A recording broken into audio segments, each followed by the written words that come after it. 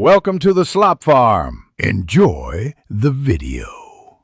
You begin by opening Windows Security. Type Windows Security in Start and press Enter. Once the app is open, make sure you are using an administrator account. This enables whitelist changes. Now click Virus and Threat Protection, because that's where exclusions live.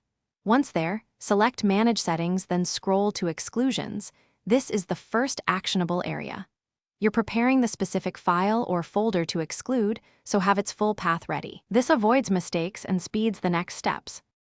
Once you click Exclusions, choose Add an Exclusion and pick the correct type.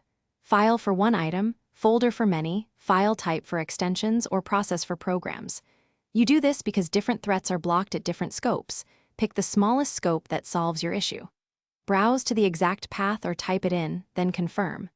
After adding, Windows Defender updates settings immediately, so test the app or file to verify it runs without interference. Once the exclusion is added, run the file or app to verify the whitelist works. If it still gets blocked, first restart the PC. Some settings need a reboot. Make sure the path is exact and not a shortcut. Incorrect spelling or an elevated process can bypass the exclusion. If problems persist, check Windows Security's protection history and event viewer for related entries, because those logs explain why Defender still flags the.